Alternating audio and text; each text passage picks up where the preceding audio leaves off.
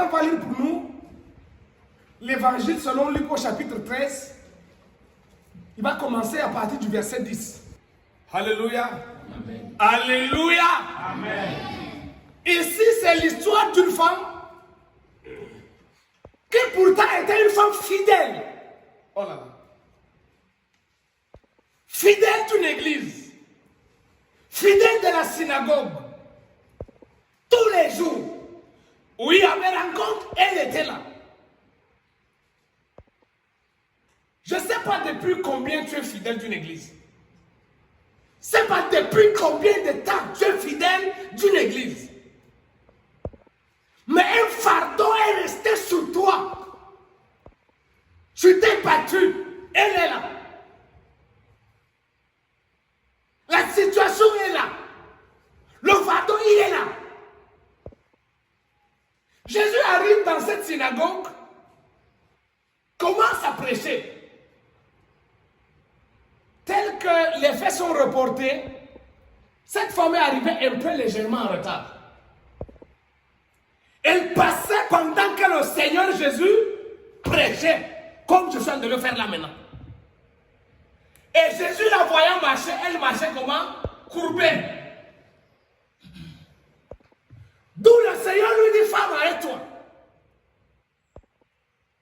Ce qui est curieux, c'était le jour de quoi? Le jour du sabbat. C'est le jour du repos. Alléluia. Malheureusement, c'est le jour du repos que quelqu'un est en train de travailler.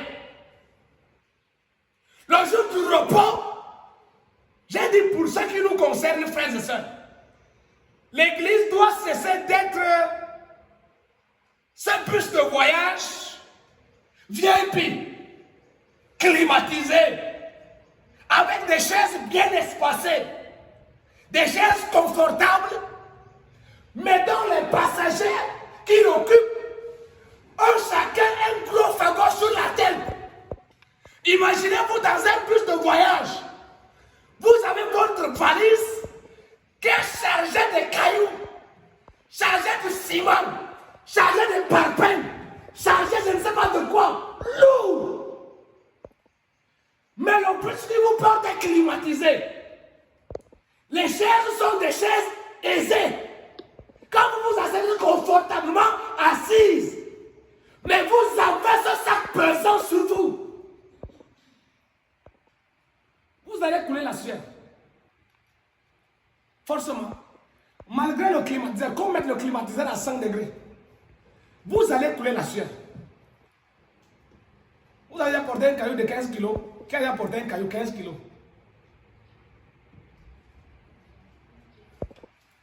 Essayez seulement de mettre un caillou de 15 kilos fois 2. Vous allez apporter un sac de ciment, 50 kilos. Quand vous posez, ça fait comment? Ça pèse. Imaginez que vous avez 2 sacs de ciment dans un sac. On vous met ça sur la... C'est pas de grès. Hein. C'est pas d'un grès de quand vous portez vos fardeaux là. C'est des situations dans lesquelles vous êtes retrouvés, vous ne savez pas pourquoi, et comment, et quand c'est venu. Mais imaginez que vous avez 2 sacs de ciment dans un sac. Ça pèse 5 kilos. Vous êtes dans une voiture climatisée. Mais avec votre sac sur la tête. En réalité, on porte le sac au cas où on est dans une voiture. On met le sac où? À la soute, soit à la main arrière. Pour les voitures qui n'ont pas de soute, la main arrière, non. Hein? Mais pour vous, votre sac est resté sur vous. C'est le cas de cette dame. Le Seigneur la regarde. Il lui dit, femme, viens. La Bible dit qu'il lui a imposé les mains. Et cette femme s'est redressée. Alléluia. Amen. Et elle a commencé à faire quoi? À glorifier Dieu.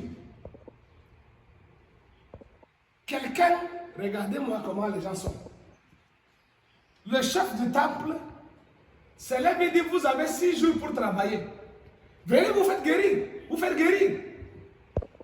Pourquoi vous attendez seulement ce jour? Jésus va lui dire, hypocrite. Toi-même, le jour du repos là, tu ne détaches pas ton âne ou ton cheval ou ton bœuf pour l'amener manger.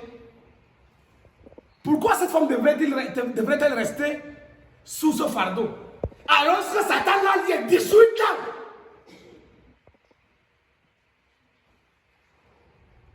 Je ne sais pas ce qui se passe dans ta vie. Mais ce que je sais, c'est que quand Dieu parle comme ça, il y a quelqu'un qui gesticule depuis voulant sortir d'une situation. Mais elle n'est jamais sortie. Je vais simplement te dire que cette matinée est la matinée pendant laquelle tu dois sortir de là. Amen. Je ne sais pas ce qui va se passer. Mais je sais que mon Dieu ne me dit pas des choses comme ça pour rien. J'ai vu dans Jean au chapitre 10, le verset 8 et le verset 9 dit: je suis le bon berger. Et le bon berger donne sa vie pour ses brebis. C'est lui qui vient à moi. Il aura la liberté d'entrer et de sortir. Et il trouvera du pâturage. Alléluia. Amen. On ne peut pas être avec Jésus. Et on n'a pas de pâturage. Le pâturage, c'est quoi? Le pâturage, quand il aura du pâturage, le pâturage, c'est là où les animaux vont et ils sont véritablement rassasiés. Ils trouvent vraiment leur compte. Amener les animaux sur les pavés ici. Dites qu'on peut que toute la journée, ils vont perdre là. Sur les pavés là. Ils vont manger quoi? Ils vont finir les fleurs. Si vous interdisez les fleurs, ils n'auront rien à manger. Et au bout de 2 jours, vous allez voir quelle couleur et quel corps, quelle corpulence ces animaux vont vous montrer. Et ils deviendront chétifs automatiquement. Combien de fois des frères et sœurs à l'église, nous sommes tous là, nous sortons de plusieurs autres endroits. Mais depuis que tu y étais, jusqu'à ce jour, quel est le fardeau qui pèse sur toi? Quel est ton fardeau?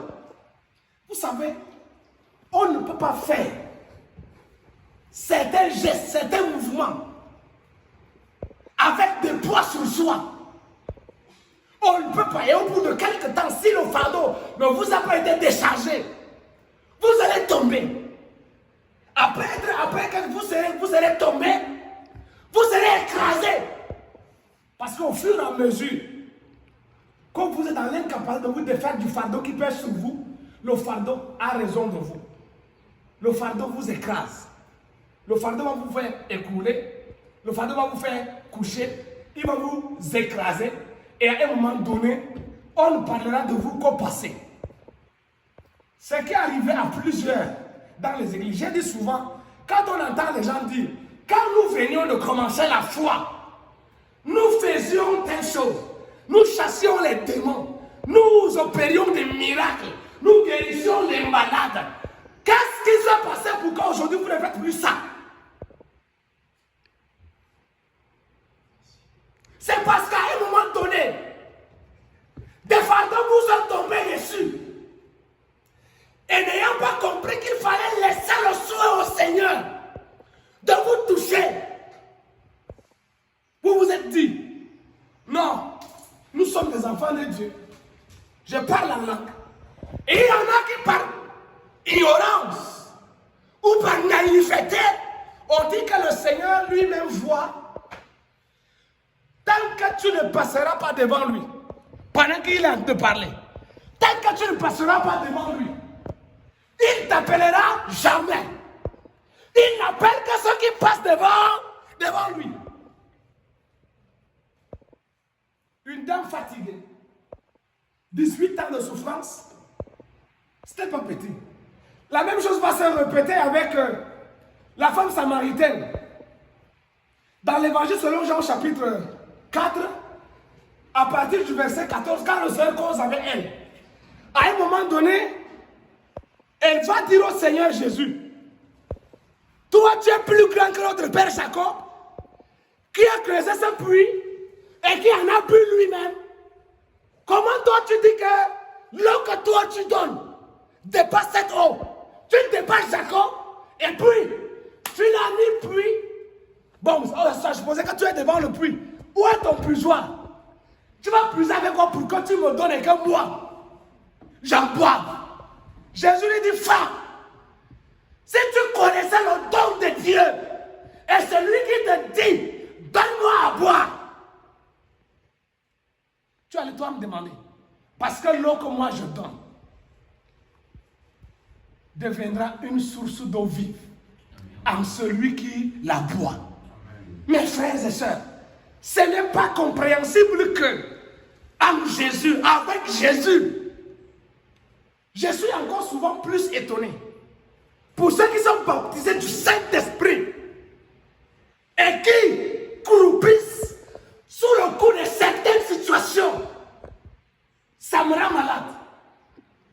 J'ai envie que tu atteignes ce niveau où l'apôtre Paul a atteint avec Dieu. Où Dieu va lui dire, ma grâce te suffit. C'est moi qui ai ordonné à l'ange de Satan de te frapper pour que tu me serves avec cette faiblesse-là. Car ma gloire s'accomplit même dans la faiblesse de la chair de l'homme. Quand tu es à ce niveau, c'est encore plus aisé pour toi de porter ce fardeau-là. Parce que tu sais que là, c'est pour la gloire de Dieu.